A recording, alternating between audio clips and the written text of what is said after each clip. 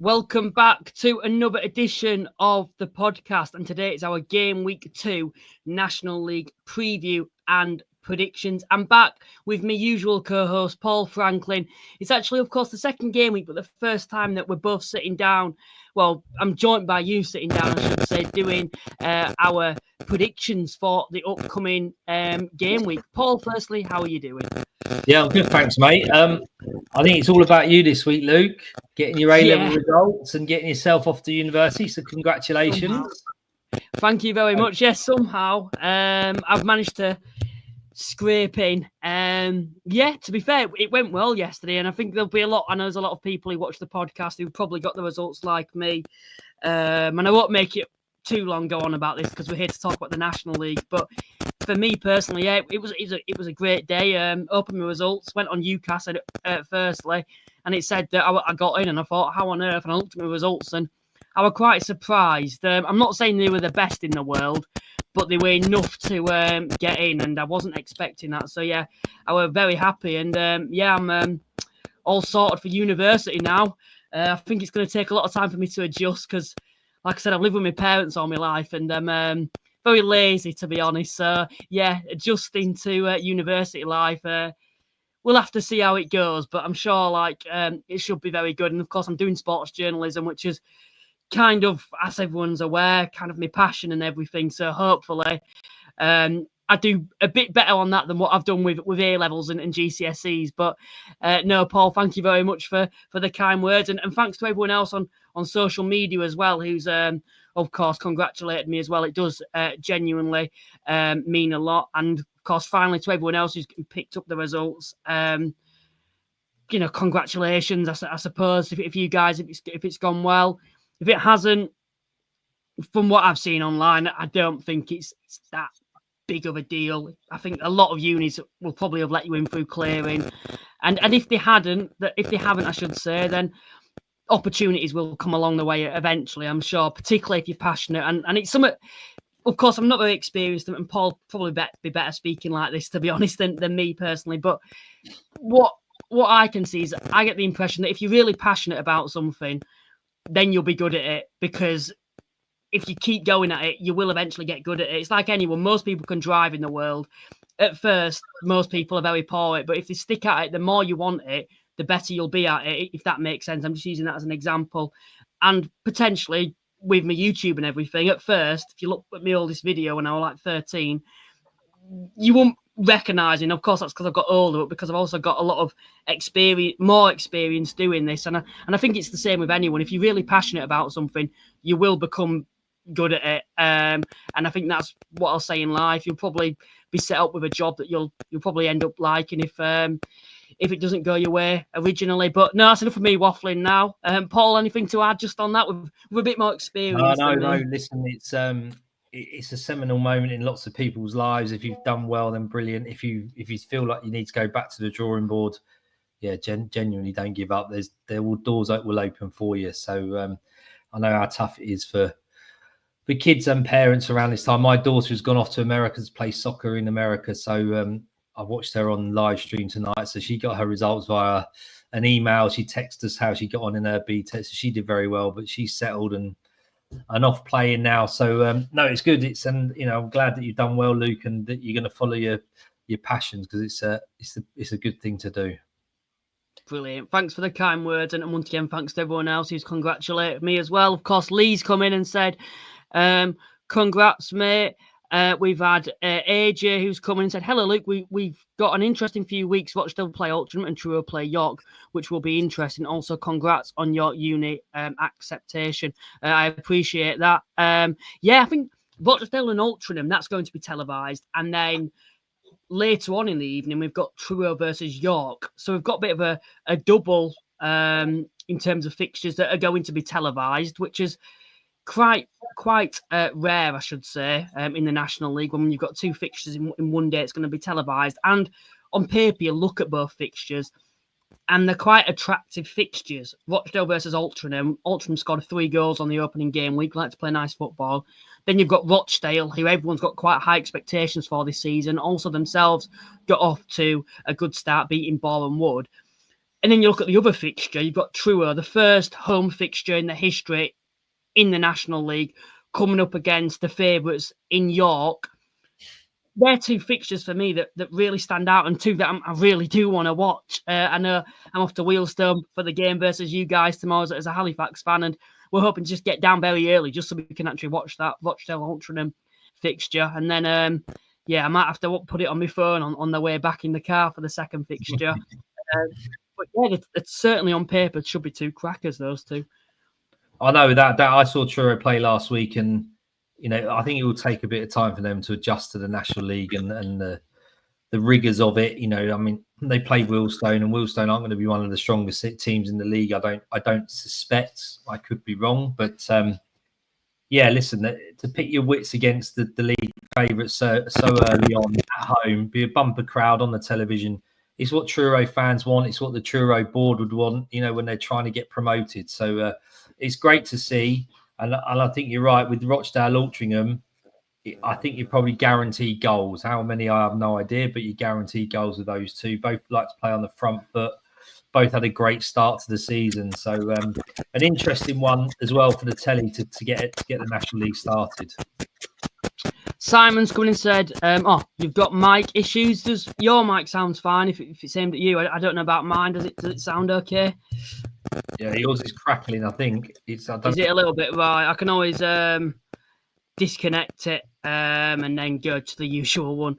I think.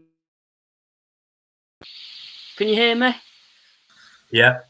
Brilliant. Right, okay. I don't know if that sounds better or worse, but we'll just go with it for now. We've had Ben who's come and said, congratulations, Luke. Thank you very much.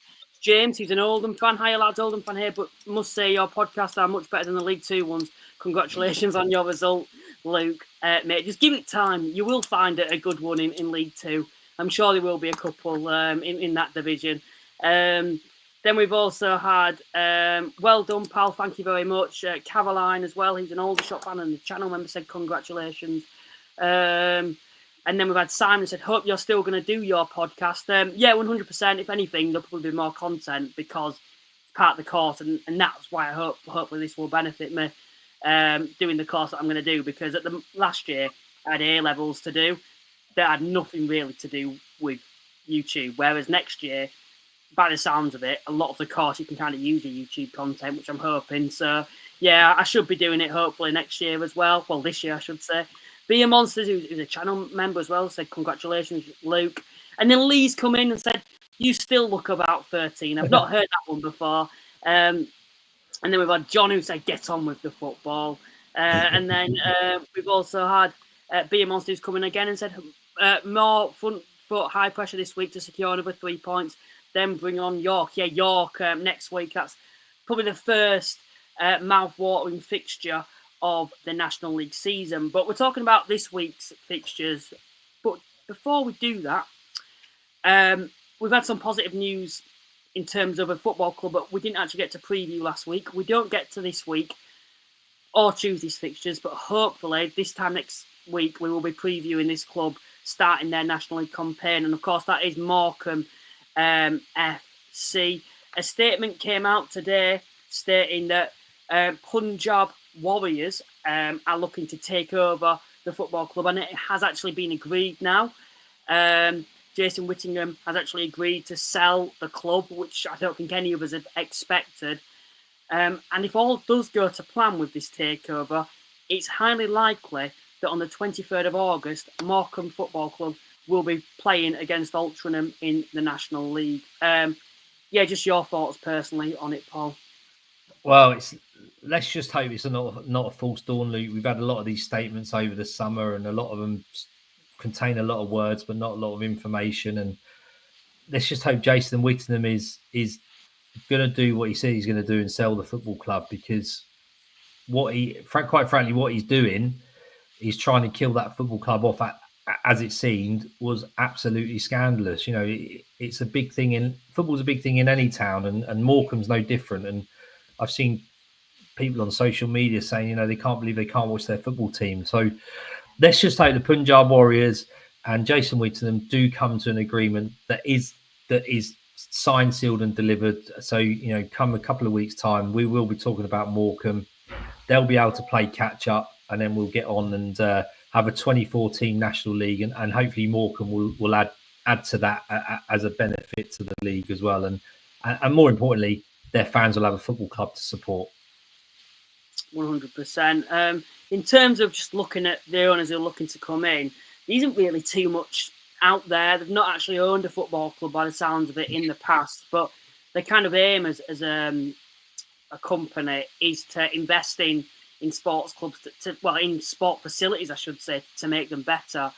And I think, them investing in Morecambe FC will only do them the world of good, particularly at the moment. As for Jason Whittingham, I think the only thing you can say is that finally he has sold this, looking to sell this football club, because it didn't look likely. And it'll be interesting to see what happens though if this does go through in terms of recruitment. Of course, they've got a transfer embargo at the moment. I'm not sure if that will be lifted when the takeover goes through. Of course, at the moment, Morecambe actually only have a 12-man squad.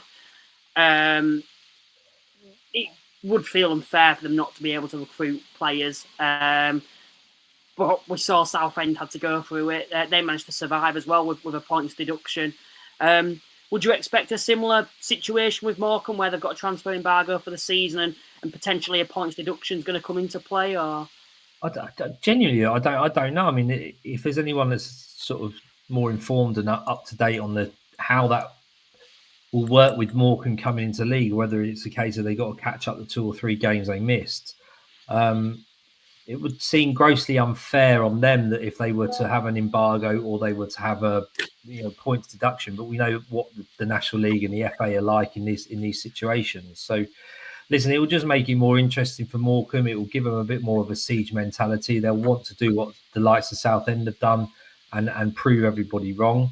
I'd like to think that they would be able to at least play on a level playing field of points, because it's going to be tough for them anyway. They're behind the 8 ball. They're 2 or 3 games behind. They've got 12 players. Trying to recruit is going to be difficult, because you're going to try and convince a footballer to come and play for a football club that are particularly unstable, even if they get new owners. So, it's going to be a tough ride for them anyway. And I do hope for their sake they don't get any further sanctions against them. But who knows? You can't odds what the National League suits are like and what the FA suits are like. So we'll just have to watch this space. It just would feel particularly unfair if they were to face points deductions because of the reasons that you have just mentioned there. However, it just feels like the trend is, if you look at teams in the past, the likes of Southend, they had a points deduction. And I get the impression that will be likely will happen to Morecambe FC. But I think, based on the fan base overall, I think they'll just be happy to have a football club, even if they don't win a game all season, to be honest, because in this division now, they are probably one of the bigger clubs. And that eventually they will be back in the National League, even if they do go down this season. But you never know, potentially, with what's happened with them having a takeover, with them being seen as maybe potentially written off for surviving this season, it might just give them that bit of more momentum potentially to actually survive and give it a good go and be competitive in this division overall. But I do hope that the interpoints deduction and the inter-transfer embargo as well. I think, to be fair, we can probably get straight into the fixtures. Of course, last season we said we wanted to try to do the fixtures more and not have it kind of rushed at the back end of the podcast. So we're going to try this season and spend more time on the actual fixtures themselves, but probably speak in a little bit more depth and for a little bit longer. These are currently the scores after game week 1. It says Paul, but it wasn't. It was Joe who actually had to step in for Paul last week. And thank goodness he did, because I've got off to a good start. 8 points for myself and 2 points for Joe/Paul. He's not done you any favours there, to be honest, Paul. No, I'll be having words with Joe. He knows his non-league onions, but he hasn't that way. Listen, it's a really tough one, Luke. Even this week, I know we say every week it's tough, but we've got a very small sample size of one set of fixtures to go against to try and pick a set of results for this week. Last week was even worse, because you're going off the back of what's happened in pre-season. So listen, I don't blame Joe for only getting 2. 8's a good score any day, any week. So well done on that one, Luke. That's a pretty good effort. So yeah, I mean, last week there was some odd scores, wasn't there? Probably teams you expect to win didn't, and teams that didn't win you wouldn't expect to win did. You know, the likes of Brackley, Gateshead got drubbed.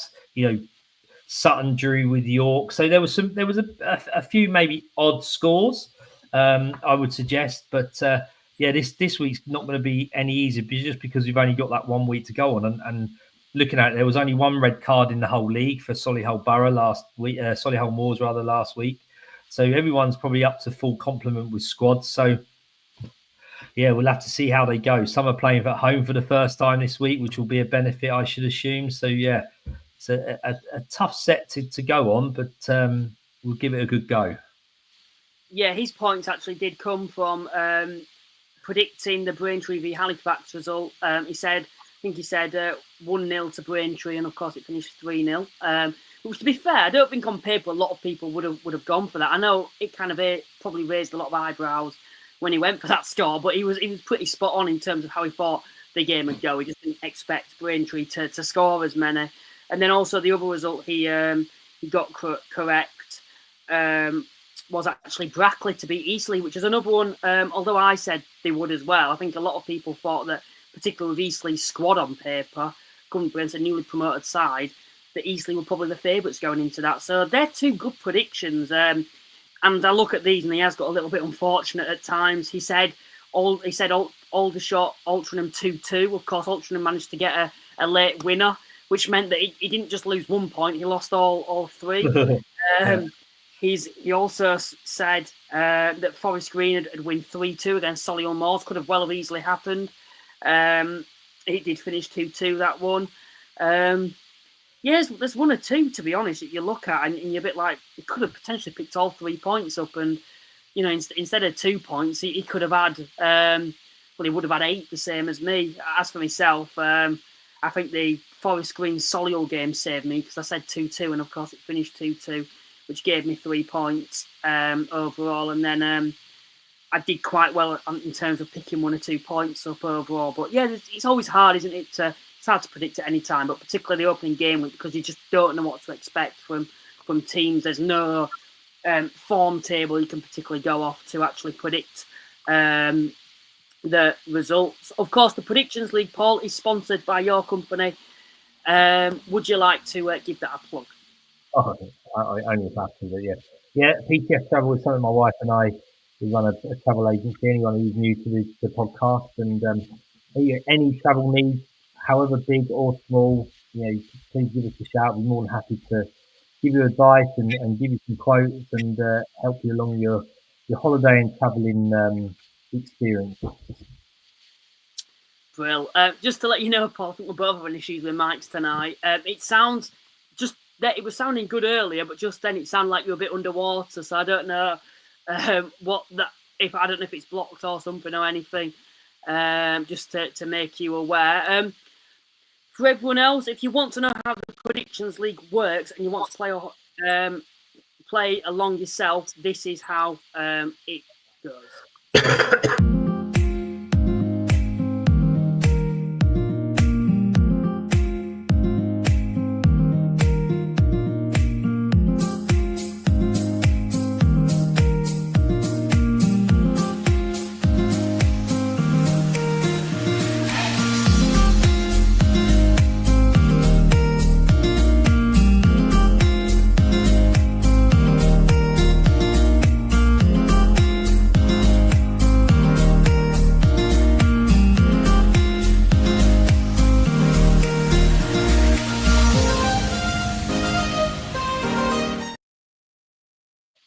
So the first game week that we are going to preview is, of course, the 12:30 kickoff. A bit of a derby, I suppose, a Greater Manchester derby. Although I think Altrincham is classed as Cheshire, actually, so maybe I'm incorrect when I say that. Of course, it's Rochdale versus Altrincham. We spoke about the two sides being footballing sides. Both sides had a good opening game week. I think, firstly, just looking at Rochdale, looking at that Bournemouth game particularly, it's not an easy place. I don't think that'll be an easy place to go, particularly with how strong Bournemouth have been known over the years to be defensively. And they went there and actually won 2-0 with a brace by Manny Disaroué. Yeah. I mean, Bournemouth, we sort of spoke in the predictions of where they're finishing the league. They've got a lot of players who are used to the National League. Their manager Luke Garrard is obviously used to the National League as well. So it was a bit of a surprise. I think that the Wood did lose, but I don't think it's any disgrace as a newly promoted side to lose to Rochdale. You know, Rochdale are going to be one of the favourites. We've all discussed that. To let 2 goals in is a little bit of a surprise of Bournemouth because defensively they're pretty good. But I don't think that's a huge problem losing 2-0 to Rochdale so early on in the football in the game. You know, they'll improve. They'll get to the pace of the National League again and everything else. So yeah, listen, I think Bournemouth won't worry too much about that one. Rochdale clearly coming into the game against Altrincham this week are really going to look at trying to build on that other 3 points because the quicker you can get the points on the board, the better, definitely. And, you know, Altrincham were indifferent last season and they've started well. So they're going to want to try and be better than they were for longer periods in the season this season. So quite a good game, this one, to be honest. Good football in front-footed side. So it's going to be a tough one to predict. There will be goals. And I've gone for Rochdale 2, Altrincham 2.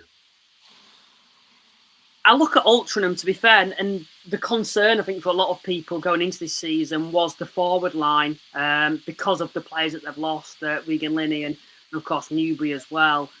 However, particularly when you look at the previous match, although they won, the concerns could be on the defensive side. Of course, they had a very young defence, and then alongside that, they had Lewis Baines in defence for them.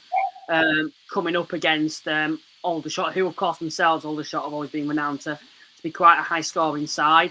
But for them to have a 2-goal lead, Altrincham, and then to give that up, potentially they could be cause of concern, particularly when you actually look at the type of goals that they did concede in that match. But the character from Altrincham to actually go out and win shows to you, particularly on the opening game week, that Altrincham do mean business themselves again this season. And I think what will kind of comfort a lot of Altrincham fans is the case that they've actually been able to produce 3 goals on the opening game week, albeit against Aldershot. Still, it shows promise, particularly when that was probably one of the concerns for this season overall. Rochdale, of course, played in midweek as well in the National League Cup. East was actually in the midfield. He was actually subbed off after 1 minute. What's your thoughts on that? Of course, that is probably because I think you have to name a certain amount of first-team players that had played on the previous game week. Rochdale doing that, does that just show to you how they're approaching the competition overall? Yeah, I think did Forest Green do a similar thing as well? Listen, I've had people say, should they be fined? Will they be fined? You can make a sub whenever you want. And if they want to put in a cut that I believe most people don't think should happen. These teams have a choice to be in it or not. Some choose to be in it. I know Wealdstone choose to be in it because it's financially quite good for them. And if they can get around playing a certain amount of players from the league game before to rest them and be able to get squad players in, if you're subbing them after a minute, the authorities have got to come up with something to sort of say you can't. And I can't see how that can happen because you can make a sub whenever you wish to do so. Let's see how the league react to it, how the FA react to it, but quite a cute way of getting around that squad issue. And I don't suppose they'll be the last teams to do it. Now that it's happened, others can see they've done it. I don't suppose they'll be the last ones to do it either. No, I don't. I loved how Rochdale said we're making a tactical substitution on the first minute. That kind of made me laugh because they were trying to make a point to the fans what the thinking was. I think a lot of people, particularly me, when I saw it first, because I didn't know at the time, I thought, he was subbed off on the first minute. Is he injured? Because, of course, in the midfield, he's quite a key player. And, of course, when I saw the tweet, I thought, no, that is not the case at all. In terms of this match, first game at home for Rochdale, quite big things for them this season. I think particularly at home, we're going to see some quite nice football there. I thought, away, they looked pretty good at Bournemouth at times. And if you look back to last season, they seemed to create a lot of opportunities. The issue was that they probably didn't take them with Cairo Mitchell up front. Whereas this year, you've got someone like Manny Disavoué, who we've already seen get a brace on the opening game week. I really think Rochdale are going to score a lot of goals at home this season, and they do really excite me as a side going into this one. As for Altrincham, like I said, I think going forward, I'm not particularly too concerned defensively. There were a few things that I think raised a few eyebrows for me on the opening game week. And for that reason, with Rochdale's attack, I just think that they're going to win this game 3-1. I think it'll be quite an entertaining one to watch for the neutral. And I think both sides will be looking to play quite attractive football. But I just think when you look at both sides, the starting 11s that they'll probably put out, I just think Rochdale's, you'd expect them to defeat Altrincham. What I know you've mentioned your prediction. What was that just once again? 2-2 Rochdale Altrincham 2-2. Fair enough. Then we'll move on to the next fixture, which is Aldershot versus Boston. If we can get it up. Of course, Boston didn't actually play on the opening game week, but they chose to play one of their National League Cup games against Morecambe. They also played in midweek as well. Did Boston in the National League Cup once again? They won both of those games. As for Aldershot themselves, opening game week, not particularly a bad performance from themselves. However, they went all the way up to Altrincham and they didn't pick anything up in the end. No. I think what you always guarantee with Aldershot is goals, isn't it? We said that at the beginning of the season. We said that last season. They can be quite open defensively. They've always been, last couple of years, not been so bad going forward, not so as potent last season the season before. So you can always guarantee goals. And I think Boston will be better because for being in the league this season, it's going to be tough because they've gone with a lot of youngsters out of academy football. I know Graham Coughlin's obviously has stayed, and they're not going to want to have to do the miracle escape that they did last season again. They're going to want to try and establish themselves. They will learn from that. They've got a great setup up at Boston. They've got a good fan base. I think, the second season syndrome for them hopefully will be a positive one rather than a negative. I think they'll do okay. But this one, I've gone for 2-2 again because I think, again, they will be guaranteed goals in this. I've gone Aldershot 2, Boston 2. I think first, when we just look at Aldershot overall, I do have a bit of sympathy for Tommy Ridgerington, particularly over the last couple of years with the amount of injuries that they've had, and not just injuries, but long-term injuries. Last season, Luke Jenkins was out injured for half the year. Mark Holm, I think, was out injured as well at the back, 2 key players. And this year, they've got 5 or 6 players out injured who are still needing to come back. James Henry, Tyler, and of course Tyler Frost as well. I think fitness-wise, they can't play because of previous injuries going into this one. James Henry was probably one of the standouts last year for Aldershot in that attacking midfield kind of role. As well, on the opening game week, something that stood out to me was the lack of experience defensively. And I just look at, particularly playing in Altrinham's Aldershot system, I should say. As a young lad, you're probably just coming into men's football overall in a very physical division. It's probably, for me, I don't think it's the ideal club to go to because you know that it's likely you're going to be conceding a lot of goals, not particularly because of you as an individual, but the way that you're going to play.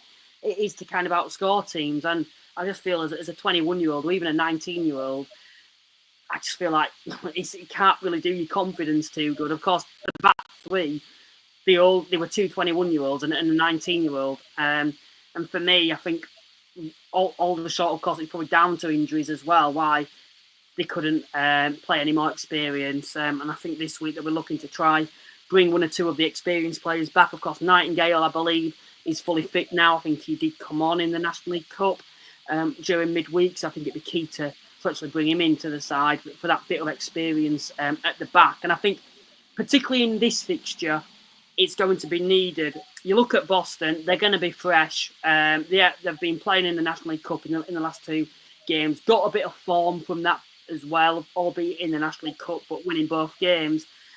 But if you look at the forward line for them, they've got Lennon John Lewis going forward, who can bully defences. And if you're a young lad, particularly a young defence coming together up against someone so physical like him with his physical presence, I could see him potentially bullying Aldershot's backline overall. Do you see that as a concern, particularly when you've got someone with so much experience and physicality coming up against a very young defence? Yeah, I don't.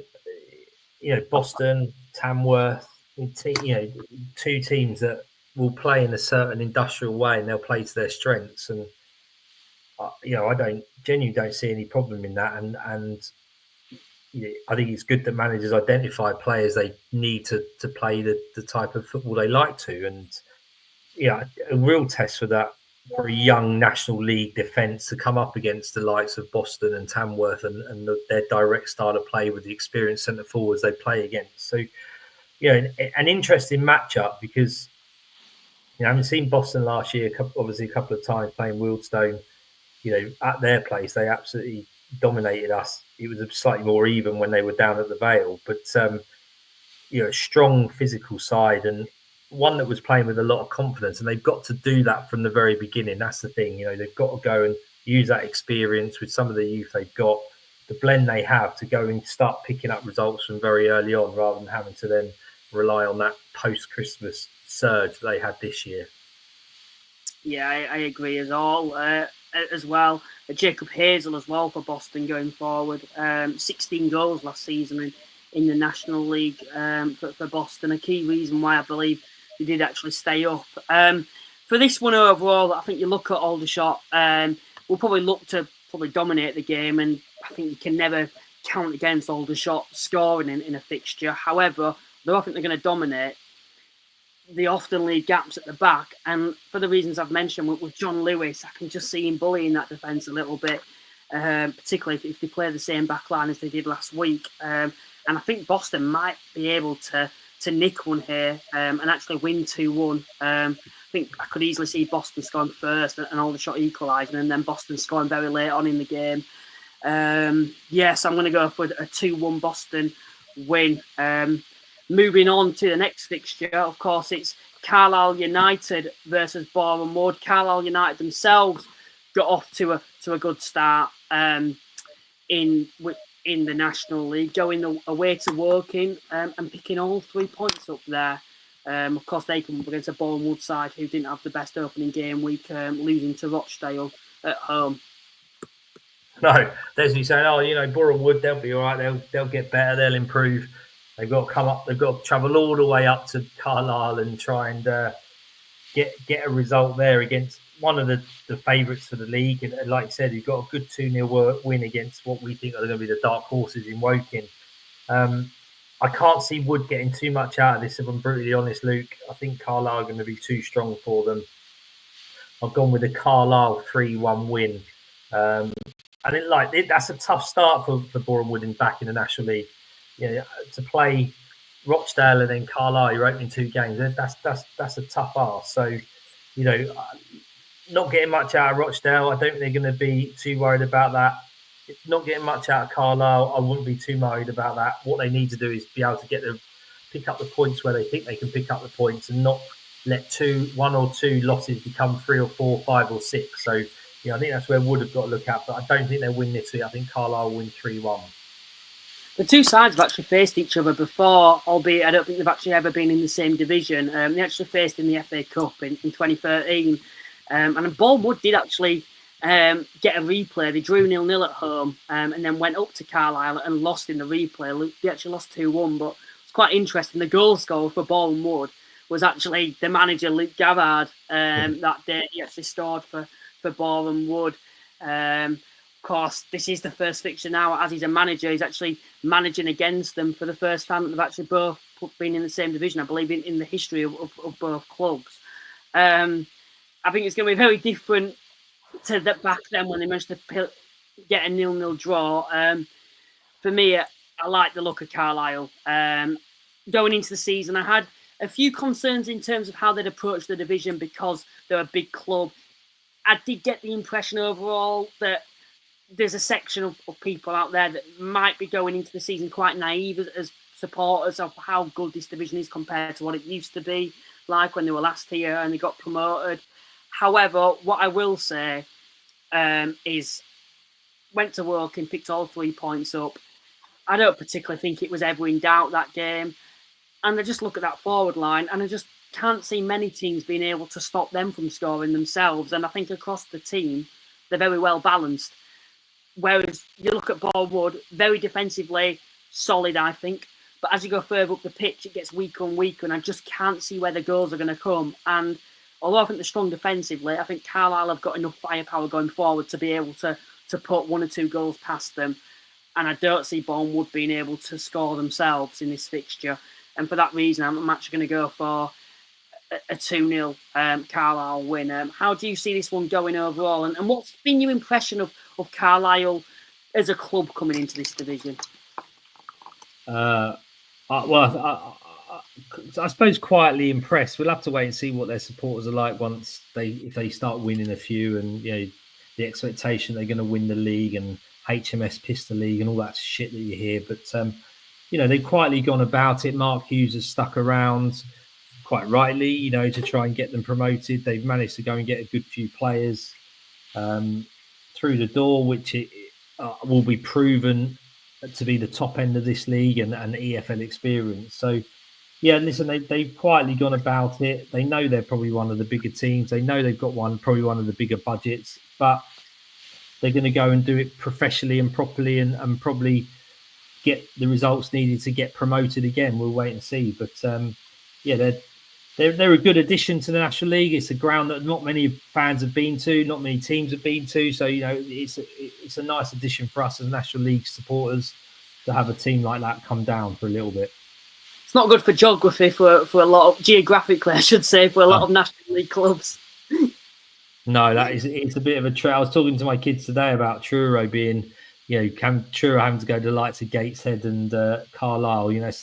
There's some hard yards there for the teams down south to go all the way up to, and Carlisle have got to come down south, so it's reversed for them. So it's geographically not brilliant for a lot of teams, but I think as a team and as a stadium, a set of supporters, they'll be welcomed in the National League. In terms of an actual prediction, how do you see it going? Oh, I've gone with Carlisle 3, Bournemouth 1. Sorry, Lou, I thought I told you. Yeah, Carlisle 3, Bournemouth 1. I've gone for a 2-0 Carlisle win. Like I said, I think the first goal is going to be pivotal in this match, and I think if Carlisle get it, I can't see Bournemouth being able to come back. So I think the longer it's 0-0 will probably work in Bournemouth's favour, but I just can't see it staying 0-0 for too long. I think Carlisle will be able to take the lead. So I'm going for a 2-0 Carlisle win. Moving on to the next fixture we're going to take a look at is 2 sides that didn't start the National League like they were hoping to do. And of course, that is actually Eastleigh against Gateshead, both losing on the opening day. Both very disappointing results, as performances, I should say, as well as, of course, a disappointing result. Eastleigh losing to Brackley, a newly promoted side, and Gateshead being stuffed at home by Southend United. Yeah, it's a really odd one. Like I said at the beginning, it's a small sample size of one game, so you can't look too much into it. But was Southend really good? Was Gateshead really bad?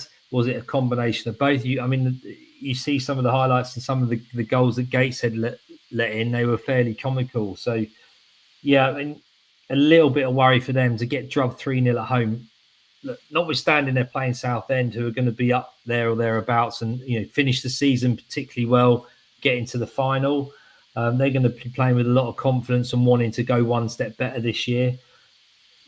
So, Gateshead, they've got a long trip down to Eastleigh, but they're going to be playing a team that, well, are they going to start off consistently bad and then improve Eastleigh? Because all we know is that they're consistently inconsistent. So, last year they set off like a steam train and didn't lose for 12 to 15 games. They've lost the first game this year, which I think they're going to be slightly disappointed with that, Luke. 1-0 against a Brackley side that have been promoted. Now, you'd like to, if you're someone like Eastleigh, you want to be beating promoted sides, especially at home, first day in the season, just to set your stall out. Don't get wrong, Brackley are going to be there wanting to, get the points on the board early doors, and they're going to be full of confidence, and they're in the National League for the first time in a very long time, if the first time ever, after however many years of trying to get in. So they would have been really buoyed by that and probably had a good following, etc. So probably not the best time to play someone like Brackley, but Eastleigh would have wanted to win. So two sort of wounded animals going against each other this week.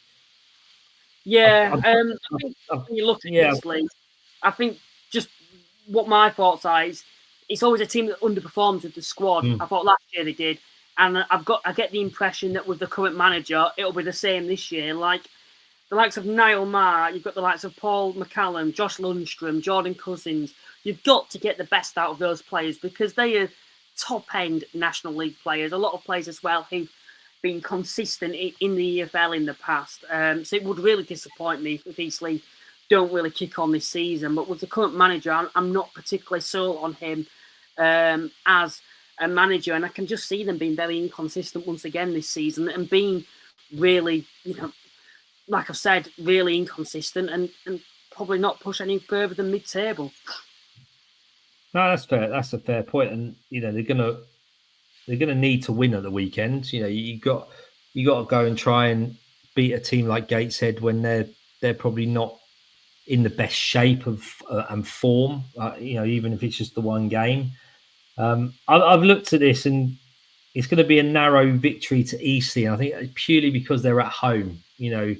Could be that Gateshead have that pressure of not being at home, and they'll release the handbrake and probably be better away from home. But I think Eastleigh will win this 2-1. But two teams that I know after only one game, they're going to just wanting to be look at how they're going to get on in the next few. Are you overly concerned about Gateshead this season, particularly after that opening game week, looking at some of the goals that they conceded? Well, I think we were all concerned with Gateshead, Luke, because we've made it quite clear before, you can't keep churning players and churning managers and churning squads like they have, not because they were so poor, because they were doing so well that people are picking these players off, players have been returned to loan parent companies off loan because they've been doing well. Teams higher up the chain have been taking them. Managers have been going to different places higher than the National League. So listen, Gateshead have been a victim of their own success, and they may have just about run out of luck. Now, I want to reserve judgment because it is only one game. And they were playing Southend. Let's see. I think a judgment could be called after 6 to 10 games, I think, Luke, when it comes to someone like Gateshead and Eastleigh, I think, in terms of their form and what they could be doing going forward. I think looking at Gateshead as well, the concern for me is I feel like they're going to be quite stubborn in the way they want to play. And that is, of course, extreme possession-based football, passing out from the back, that slow build-up. Now, the last couple of years, it's worked most of the time. Of course, there's been one or two bad runs of form where they've made mistakes through it. But what I saw last Saturday with the goals they conceded is a squad that aren't capable of playing that way. The midfield lacks so much experience, and you think of that coming up against Southend. The press was just deadly from Southend United, and Gateshead just couldn't cope. It became to a point actually quite comical when you look at the goals they were conceding, and frustrating as well. Not even as a Gateshead fan, because you're like saying, why are you still persistently passing out from the back when it's clearly not working? Southend were clinical. And I think Eastleigh, when you look at the forward line, if they do what they did last Saturday against Eastleigh, with the players Eastleigh have got, they've got clinical finishers like Paul McCallum, who will put the ball in the back of the net given an opportunity.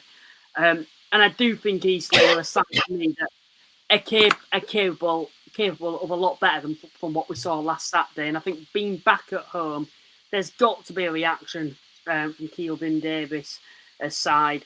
And I think against Gates at the moment, it's a good time to play them when it's a new squad, and they probably haven't changed the way that they're going to play at the moment. So I actually think Eastleigh will win this one quite comfortably, 3-0. And I think after that, there should be concerns, pressure, put on the manager, even though it is very early, with the way they're wanting to play. Do you agree that they probably need to change the way they play, or do you think it's too early to really judge whether this side is capable of playing the slow build-up possession base? I think it is too early. I don't know. I haven't seen them in pre-season and etc. Luke, but you can't. I don't think you can make wholesale changes in terms of tactics or philosophy or players after one game. Listen, don't get me wrong. 6 to 10 games in, 15 games in, if they're still not doing right, then is there a plan B? Does the manager get replaced? Do they bring in loan players? And that they're not going to be immune to. It's not going to be them that are going to be immune to it. There's going to be a few clubs in that position, I would imagine. So I think they've just got to keep calm and carry on at the moment. It is a transition for them. They didn't finish the season particularly well last year, so they're going to just want to try and stabilise again this year. But they're certainly ones to watch in terms of heading in the wrong direction after so many good seasons.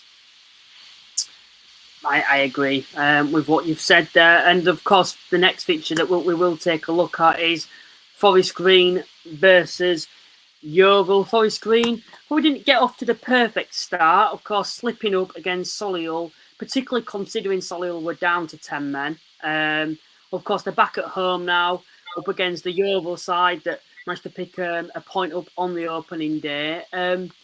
Looking at Forest Green this season under Robbie Savage, I think still a new team looking to bed together. I feel that over the course of the season they'll probably get better and better. What's your thoughts? No, I think you're right. I think they stagnated for a long time last season under Steve Cottrell, and whether that was Steve Cottrell's problem, whether that was just the club's problem. They weren't ever going to drop out of the playoffs. They weren't ever going to get promoted. They really got stuck in that rut of seeing out games just to wait to the playoffs, and then it really harmed them in the playoffs because they didn't actually step up and perform like they should have done. Getting Robbie Savage in, he is a real character. He does know the club. His son played for him on loan from Man United, so he does know the club. He knows the owner. He's made a decision for him personally to leave Macclesfield after setting them along their way with the owner there. So Robbie Savage has got a lot to prove. I think personally, he'll want to prove people wrong that he can manage at National League level, and I think they will be more exciting than they were last year. It's their first home game. It's the Mark Cooper derby, isn't it? Mark Cooper used to manage Forest Green. He's going back as the manager of Yeovil. So, Yeovil drawing 0-0 with Hartlepool. I don't think that's a bad result last week. But I just hope Yeovil don't have that perennial problem of not being able to put the ball in the net, which seemed to be the cause of them not doing as well as they probably could have done last year, because defensively not too bad. And Mark Cooper under new ownership has made some good signings. Has got quite a good strong squad there. Got Tavon Campbell back down there in terms of as a centre forward. Brought in Junior Marias recently. So, I think he's tried to improve the goal scoring department. Defensively, they'll always be good. I think Forest Green need to score more goals and punish teams, which they probably didn't do last year. And because of that, I'm going for a 1-1 draw. Oof, we've actually agreed on that one. And I thought that this was kind of one of my predictions that I thought was kind of a bit out there potentially. When you look at the quality that Forest Green have got on paper, compare that to Yeovil, who I expect to go strong as well, but they've probably not made the same signings on paper as what a Forest Green have, and probably don't have the same firepower that Forest Green have. However, I say that I think this season they've done everything they can, Yeovil, to kind of address the areas that need addressing, and I think they've done that, which is of course the forward line. Tavon Campbell's come in. Mixed opinions, I suppose, on him on his clubs, but if you can get the best out of him, he'll score a fair few goals for you. You've got Junior Marias as well, a handy play on his day. There were another lad they signed as well going forward. The name's just gone out of my head, but you think of those two partnering Of course, Jarvis, who was probably one of the brightest sparks going forward last season, for me, I think Yeovil will be capable of scoring more goals than what they did last season, and they've managed to retain a lot of the players in the defensive areas that they had last season as well. So for me, I think Yeovil will only be better than what they were last season, and I think they could be a bit of a dark horse for me overall. They're coming up against the Forest Green side that, like I've said, I think as the season goes on, they'll get better. I think they'll be a lot easier to watch on the eye under Robbie Savage. Potentially, it won't be as effective in terms of the actual results they get. I don't think they'll be in the top 3 this year. I still expect them to be in the playoffs, though, and I think football-wise, they'll be a lot better. I think a lot of new signings. Nick Horton started well there, scored last week. They've actually made another addition today in Harry Whitehall, who's actually coming, who actually played against them on Tuesday night for West Brom's academy. And I haven't watched him himself, but when you look at the comment section, when you look at what analysts have said about him, they're only praising him and saying it's a cracking signing it's a cracking loan deal for Forest Green. But yeah, for the same reasons as you, I'm going to go for a 1-1 draw. I think Yeovil defensively will be very strong, very hard to break down. And I still think Forest Green Rovers are finding themselves. So we've both agreed on a 1-1 draw for that one. Now, speaking of derbies, it being the Mark Cooper derby, of course, the next fixture is Hartlepool versus Braintree. Can you guess what derby this one is? No. It is the Jermaine Francis derby. Oh, yeah. Braintree signed for Hartlepool in the summer. Yeah, no, good shout, that one. Yeah, I hadn't thought of that. I think looking at this game, though, overall, Braintree opening day, that will probably be the surprise fixture of the game week. 3-0 against the Halifax side, who a lot of people as themselves think will go well this season. Of course, Halifax still finding themselves. However, a 3-0 thumping, must give them the world of good, particularly when, alongside Wealdstone, before ball was kicked, I think those two were the two favourites to actually get relegated this season. And of course, they're coming against a Hartlepool side that, recruitment-wise, I think in the summer, I've been pretty impressed with. However, off the field, it doesn't really feel like it's going right there in terms of the actual owner and the relationship between the owner, the fans, and of course, Jeff Stelling. Yeah, I mean, I don't know what Raj Singh was drinking the night he put out that statement about getting clubs to stop Jeff Stelling going in the boardroom. And it's what you don't want is problems off the field to affect problems on the field, and problems on the field to affect problems off the field. And Hartlepool, like I said, have done well with the recruitment. They brought in Simon Grayson, a proven manager at EFL level, and been out in India, for example, and managing their leagues. Does he know the National League? Probably not, but he's going to know players. He's been in and around the EFL long enough, and they're going to be a strong National League side this season. And their recruitment last year and their management last year didn't really go too well, did it? So they're going to have to start trying to produce something soon. And getting a 0-0 draw against Yeovil, it's a long way to go, though. I think for the opening game week, I don't think that's an awful result. No, it's not an awful result. If you're not going to win, don't lose. I know they say that every week, but if you're not going to win, don't lose. And I think to them come and have to play someone like Braintree, you would be taking that all day long, Luke. A newly promoted side probably didn't expect them to win 3-0 last week. They did, but I would still be very confident as a Hartlepool fan that and Braintree, especially at home, will Alex Reid start? Will he get his first goal? Jermaine Francis is come up from Braintree. They brought in Bessart Topalage on loan. So they've got the players and the recruitment right this season to complement what they already had.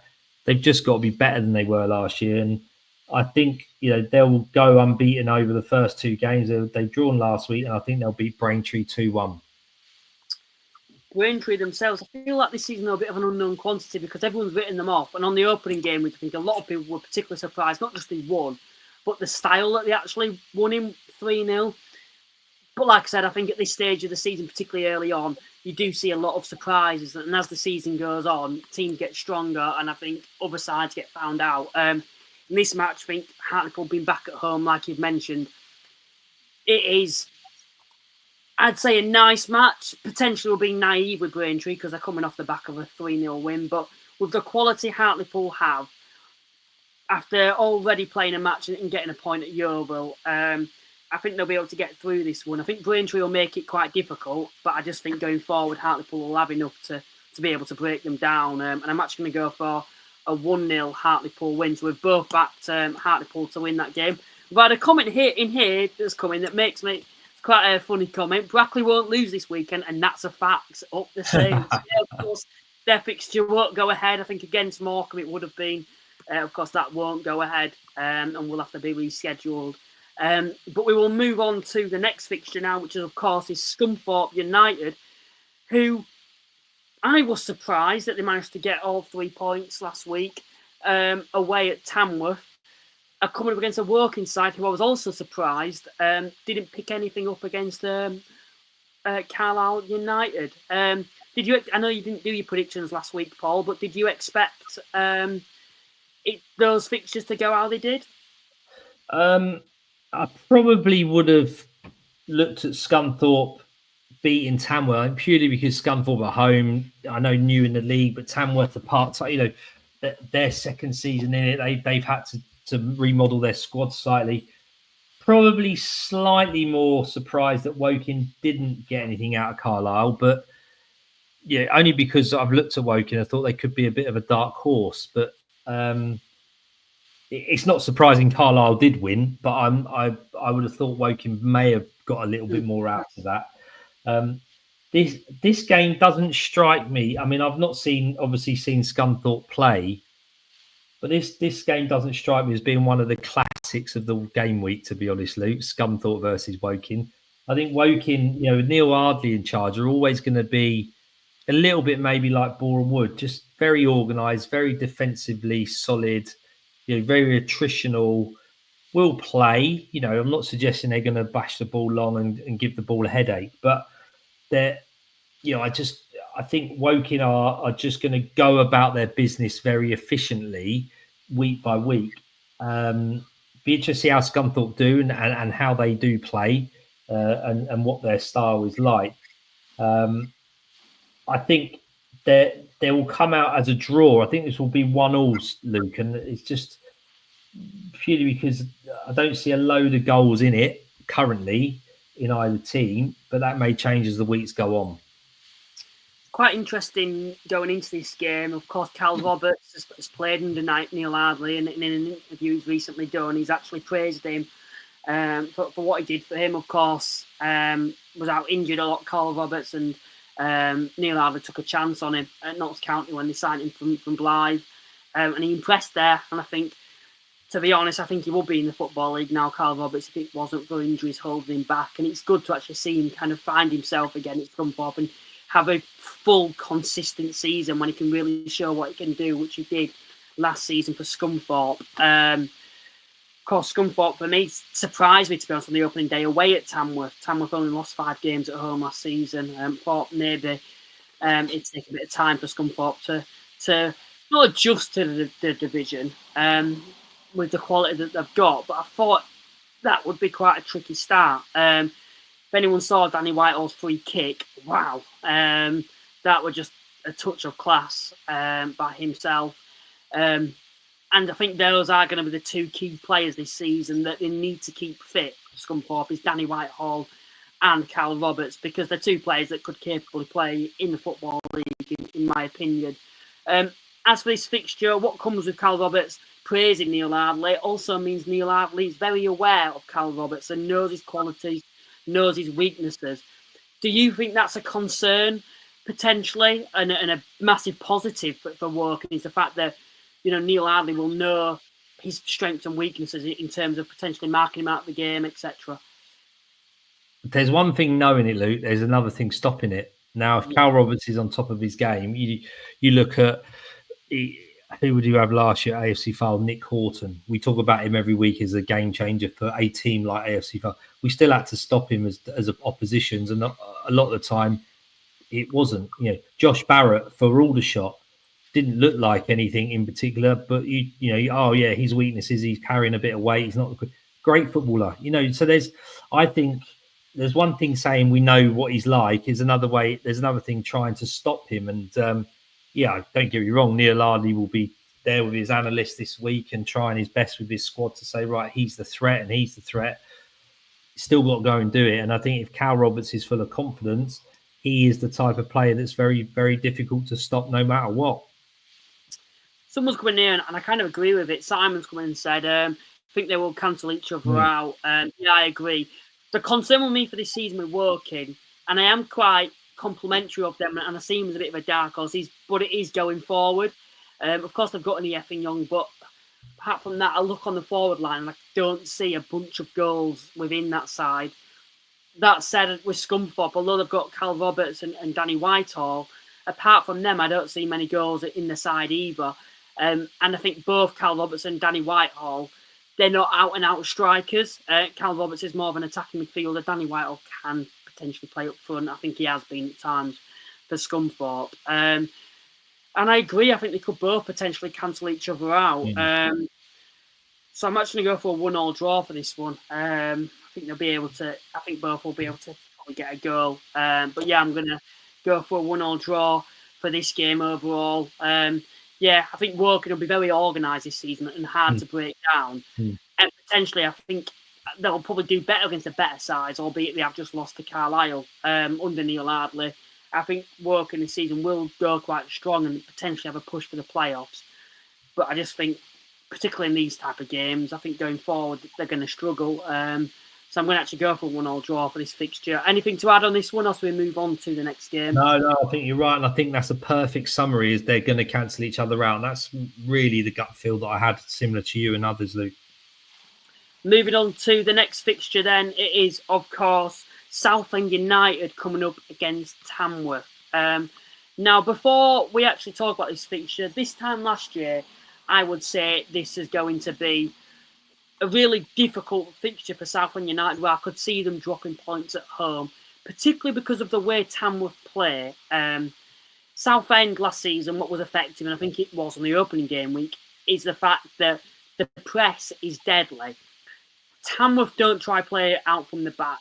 They try hoof it up the field, being quite industrial, compared to Southend, who press high. So the press is probably non-existent in a game versus Tamworth. The reason this year I feel that Southend will be able to win this game quite comfortably, which is going to be a 2-0 prediction for myself, is because, unlike last year, I think Southend will be able to adjust to the way Tamworth play, in terms of Southend probably having more of the ball, Tamworth being quite deep, and they just need to break them down. And I think Southend have the players this year on the forward front that they didn't have last year to be able to break them down, particularly in like the attacking midfield position.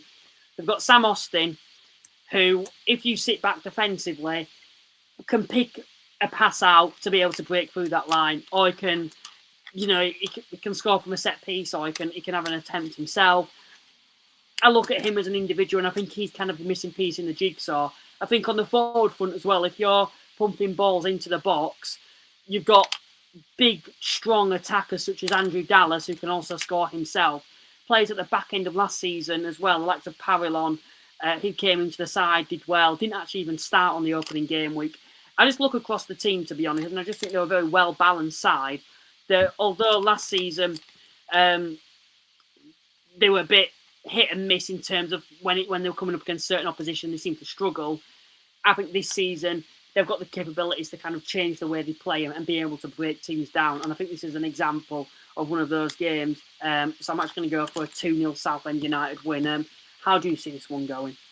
No, I completely agree. I've gone with Southend to win 3-0, actually. I think, they're going to be buoyed with confidence after their 3-0 win last week away at Gateshead, which is, no matter how poor Gateshead were, if that was the case, Southend were very good. You still got to beat what's in front of you. And I think Southend, the home of Roots Hall, they, off the back of the final last year, they're going to probably have more fans there this year, wanting them to do well. Buoyed by that 3-0 win last week. Tamworth in their second season, I think, will find it quite difficult because teams will know how they play, and we talk about plan Bs for Gateshead. Will there be a plan B for Tamworth if they get found out with this sort of more industrial, attritional football? So, Southend struggled to score goals. They're relying on their wing back, Gus Scott Morris, to be their top scorer last season. And to get to the National League playoff final with a wing back as your top scorer, that shows that they're, as a squad, they're doing something okay, but there's room for improvement. And to be able to go and get Slavy Spazov off the back of back end of the season from Slough and get him bedded in, get Charlie Kendall going, to be able to get Andrew Dallas last week, I think they've really addressed that front end, and they've kept that back end reinforced. They kept Goodliff on loan, so Southend have improved. And one thing is, I'm not surprised, Luke. We were just waiting for them to be stable off the field to be able to kick on the field, and I think they'll kick on earlier this season than they did last season. They didn't really want to get to grips with getting in that playoffs until right at the last knock-ins. I mean, no team really did they? No one seemed to want to play in that playoffs. So, but they did there eventually and managed to then get in that knockout football, do very, very well. And I think that will really help them going into this season. And I think Tamworth will find it very difficult, Roots Hall, and will get beat 3-0. Yeah, I've gone for 2-0 as well, but I could quite easily see it being 3-0 as well for this one. Like you mentioned, I think potentially a lot of teams have found out Tamworth. I think everyone knew the way they were going to play, but probably found it very hard to actually play against it. Whereas this season, I think teams probably have more time to be able to adjust to when they're actually coming up against this Tamworth side, and potentially could say they've lacked a bit of quality going forward. Tamworth, the likes of Dan Creaney leaving and Tashunka leaving at the back end of last season as well. Moving on to the next fixture, it is actually Solihull Moors versus Sutton, 11th versus 12th after the opening game week. Both, of course, got a point in their respective games. Solihull, 10 men Solihull actually, getting a point against Forest Green Rovers, while Sutton themselves actually picked up a very impressive point away at York, scoring a last-minute equaliser. So, as far as points go, you have to say both sides have done very well to get the result in both of their fixtures. Yeah, and they're going to be happy for different reasons, aren't they? I mean, Sutton to pick up a draw against the mighty York that's a decent result for them, and they're going to be really happy with how that's come about. Solihull probably aren't going to be happy to play 84 minutes with 10 men, but at the same time, to be able to get a 2-2 draw against another strong favourite for the league or the playoffs, they're going to be buoyed by that as well. I mean, I think the one red card, the suspension may change obviously who plays this week, but both will be wanting to get a win rather than a draw. Both show they can score goals, getting 2 goals each, but both show they can let goals in. So you could probably go with another 2-2 draw, Luke, but I've gone with Sutton to win 2-1. I think again I always look at that home advantage, and I think Sutton will do just as well as they did last year. They'll build on what they sort of solidified last year. Sorry, not solidified. They sort of just came in and what's the word? Where you just that's gone out of my head. Where you come in and you just sort of take stock and consolidate. There you go. Sorry, it is late. I apologise, listeners. They came in and consolidated, and now they'll sort of try and kick on a little bit. And I don't think they're going to be a team that's going to be in a mad rush to go from 0 to 60. So, I think they'll do well this season with their squad, and I think they will win 2-1 on Saturday. I think it is worth also pointing out that during midweek, Sutton, of course, played in the National League Cup, and they conceded 7 goals at home to Fulham. Of course, everyone will say, well, it's the National League Cup. What I will say to that is there were quite a lot of first teamers playing, which is quite surprising, to be honest, that they've conceded 7, considering that they've gone away to York, got such a good point. They've then gone to Tuesday. Of course, I didn't watch the game, but they may have approached it differently in terms of they weren't that bothered about it. But still, they've clearly entered the competition. They must care enough to enter it. To concede 7 goals at home can't really do them the confidence any good.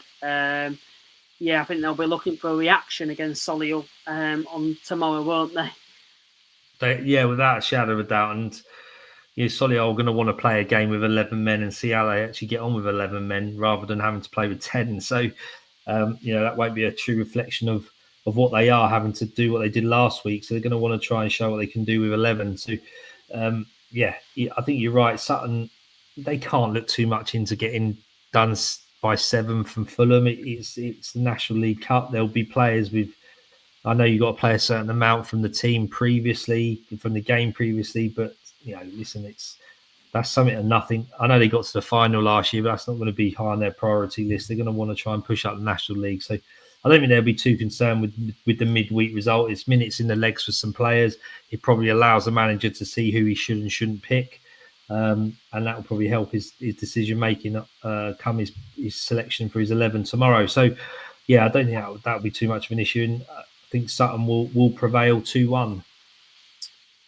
My prediction then, I've gone for a 2-2 draw for this one. Like I said, I think they've both had very good opening game weeks. And it's really hard to pick a winner for me out of this game, particularly going into this one. I think Solihull, to be fair to Matt Taylor, you have to give his side a lot of respect. A 10-men Solihull side going up against a Forest Green side that a lot of people got quite high expectations for. To pick a point out of it, I thought they did very well in that match, and at times you could say deserved to actually win. For this one, like I said, I thought Sutton did well against York. York fans have clearly praised them.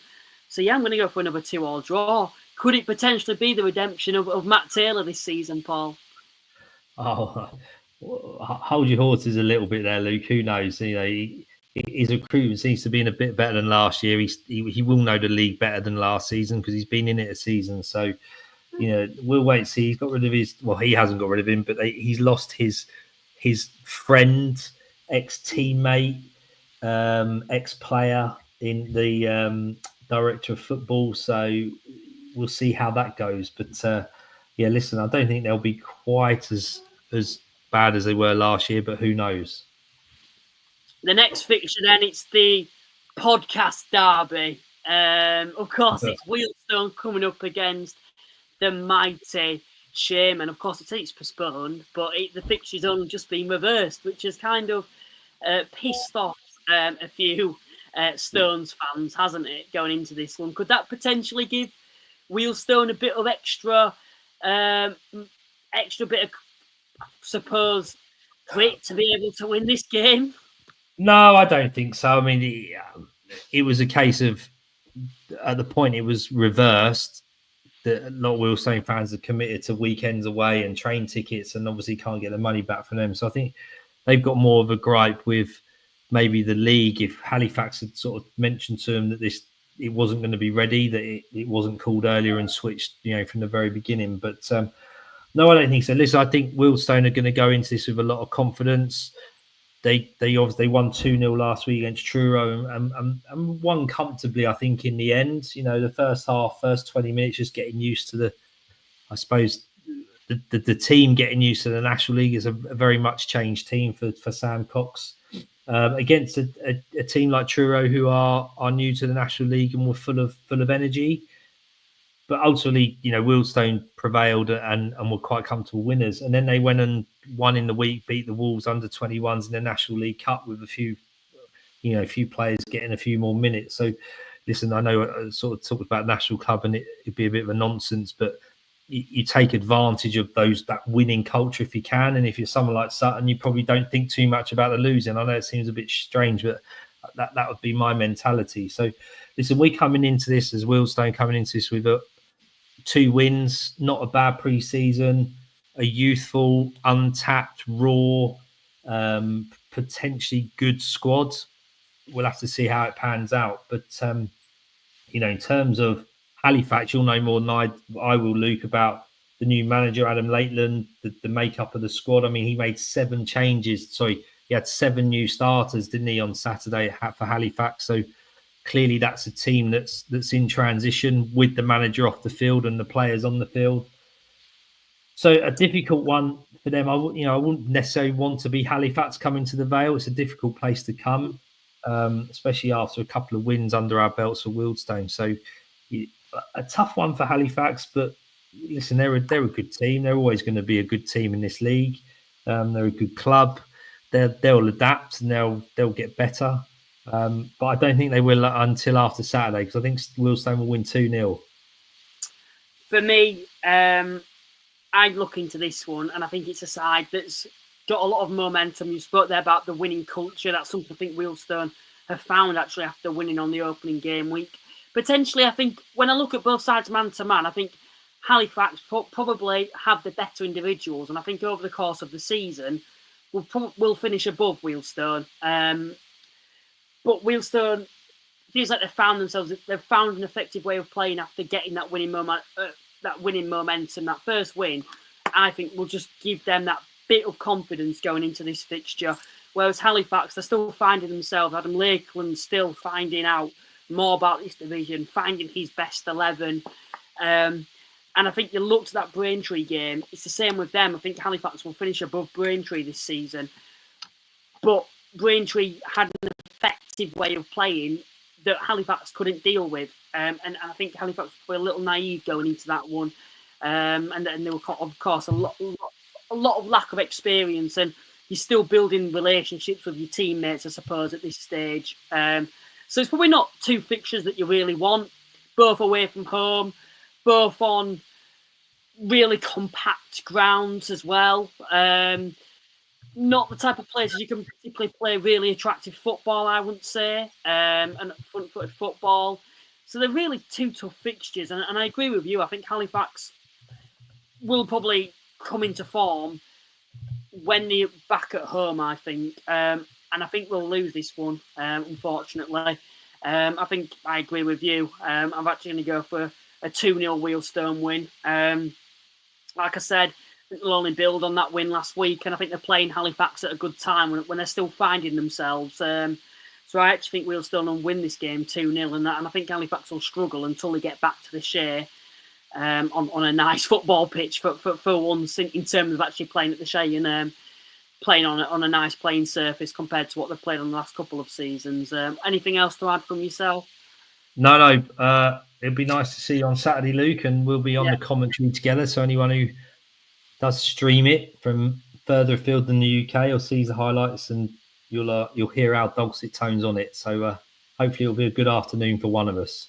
Yeah, I'm certainly looking forward to it. And I know last time we did the commentary, of course, Wealdstone got the better of us. So hopefully it's not the same this time around. Moving on to the final fixture then, and of course it's televised as well as the old Rochdale Altrincham game. It's newly promoted Truro playing their first home fixture in the National League in their history, coming up against the favourites in York City. Potential banana skin, you could say this one. Truro will certainly have a lot of goosebumps, I think, going into this fixture, particularly when you look at the size of the opposition for them. Some will say it could be the biggest match in their history, coming up against York City. For York, looking to get back to winning ways after dropping points at home to Sutton on the opening day. But I think this will be a tricky one for me, and I think it could be a potential banana skin for the Minster men. I can't see it, Luke. I saw Truro play on Saturday, and I've not gone for a Truro win or draw, by the way, but I'm just saying I could see it being one. Yeah. Potentially, they're at home. There'll be a few thousand there. It's a long way for York are full time. They've got so much about them. Truro will certainly put a shift in. I'm not suggesting they didn't last Saturday, but they did feel a little bit lightweight against the Wealdstone side that, like I said, aren't going to be pulling up trees at the top end of the table. So I think it's going to be a long season for Truro. We'll have to see how they adapt and if necessary, do they bring in some reinforcements on loan as they're going forward? But I think York are just going to be way too strong for them this week, and York will win 3-1. To be fair, I'm going to change my prediction because of you, because I went 3-1, but I'm going to go for a 4-1 prediction to York. 4-1. What I think will actually happen is in this game, I think Truro will score first. Yeah. And York will turn it on, to be honest. And and win quite comfortably. Of course, Adam Hinchelwood is very familiar with Truro, as well as Truro being familiar with Hinchelwood. Of course, they've played against each other when he was the manager of Worthing, which could potentially work in the favour of both clubs, you could say, because they'll be aware of Truro, and Truro will be aware of how York play. I think it's pretty obvious it'll be front-footed. I don't know what you've obviously seen Truro for a full 90 minutes. I saw the highlights in that game. Suppose there were one or two opportunities. Tyler Harvey, of course, for Truro stood out, but I wasn't overly impressed with Truro. I thought, particularly in that game, they might have won it. Yeah, I mean, young Fisher at the back was up the top was lively. They just didn't seem vibes from him and like Maidstone rather than they just weren't physically strong as you would imagine a National League team to be. Wealdstone are a team of giants this season. Like, you'll see them on Saturday. They are like, there is several that are 6'2" plus.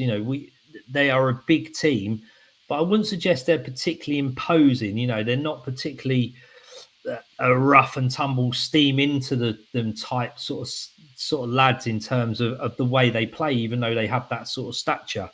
But they seem to be able to, especially in the second half, going down the hill at the Vale, sort of overpower Truro a bit. And if you saw the second goal that Dom Hutchinson scored, the intent of him trying to get around the outside of the fullback, get the cross in, and follow essentially the header that was cleared out. He was the first to respond, and he smashed it in the bottom corner. And that really sort of spoke volumes for how Wealdstone sort of were playing compared to how Truro were in relation to reacting to the ball and being first to the ball and being that high tempo that you do need in the National League. You don't have to be a bully. You don't have to be big and strong and bash. But you do have to be able to, physically match up and have that intent and have that pace and tempo. And I think Truro really did struggle a little bit with that. I think in this game, though, when you look at the opposition, there's no disrespect to Wealdstone. And to be fair, you would say it's the first fixture in the National League. It should be up for it. But when it's televised on DAZN, coming up against someone like York, they're going to want to impress, I think. And I think potentially we could see them coming out from the blocks and potentially shocking York. And that's why I think they'll get an early lead. But I just think over the course of the 90 minutes, will that wear off? York will probably get stronger as the game goes on. So that's why I've gone for 4-1 game. And I think it'll probably be Truro for quite a bit until half time. And I think York will just come out of the blocks in that second half and win. But yeah, this should be an interesting one. I do want to see both sides. I saw York on the opening game, saw the highlights, and they were defensively, they were signs to me that I didn't particularly like. And I think they're probably, like Halifax, maybe not to the same extent, still finding themselves because of the amount of players that they've brought in. I think they had 5 new players in that starting 11 from last season that got 96 points. For me, I just think it's unnecessary, particularly on the opening game week, to start them all for me. But yeah, that's a topic for another day. And I do think they will win this match quite comfortably after half time. But that more or less wraps up the predictions. Of course, these are the scores from the previous game week. I've got off to a good start, and I've got a 6-point gap over Paul. It wasn't actually Paul who did the opening game week. Of course, if Paul was here, he'd have smashed me on the opening game week, wouldn't you? No. No. You would have. No, listen, I thank Joe for stepping in. I wasn't feeling particularly well last week, full of, I think, either COVID or man flu. So, yeah, no, I thank him for stepping in. But I will be having words about what he did for me, because he didn't actually help too much, did he? No, he certainly didn't. I think I made a comment and said only 2 points, and then with like a G's type of emoji. And I think he took that one a little bit to heart, because he said, like the it wasn't even as bad as the Halifax result. So, yeah. But no, you'll be hoping that next time he's on, if he does come on again, he'll do a little bit better for you. Yeah, I'm pretty sure he will. He's a good lad, Joe. He knows his onions. So, It's listen, Rob's done it, I've done it, you've done it. Who's Sam? Is it Sam's done it? You know, there's loads of people who've done it. It's a really difficult one. The guys that listen, hopefully you sit there and go through this with us and put your own results. It's much more difficult than you would imagine, because there's so many variables that actually could take away from what you think might happen to what does happen. And like you said, Luke, you know, last minute goals and early goals really kill the results when you think it's going to go one way or the other. 100%. As well, we will both be commentating tomorrow between the Wealdstone and Halifax match. Should be an interesting one with me being a Halifax fan and him being a Wealdstone supporter. That will be available on National League TV for those international fans. I know we've got one or two who do tune in internationally. So, yeah, they may tune in, they may not. No, that's it. I mean, and we'll get a photo. We'll stick it on our Twitter feeds to show before the game starts. But hopefully you do me more justice than last time when my hair was literally all over the place. So hopefully you'll do me a little bit more justice if we do it for this time. But no, Paul, I'm really looking forward to it. And thanks for the invitation as well tomorrow. So I'll see you tomorrow. Yes, no problem, mate. Yeah, take it easy. Have a safe drive down. Enjoy. Anyone who's going off to watch their team tomorrow, safe travels. Enjoy the weather. Enjoy the sun. Enjoy watching your team play. Finally, please check out our sponsors' cards accepted. There's a link in the description to get 50% off your card machine. No contracts or monthly fees. Thank you for the kind words as well on my A-level results. I do really appreciate it. And without you, you've probably given me that extra motivation to actually kind of do something with me life academically, because otherwise I'd have probably just failed everything, because there'd be no to really work towards. But no, that's enough of me waffling now. That wasn't meant to be the final thing. So thank you to everyone that's tuned in, and we will see you next time. Bye for now.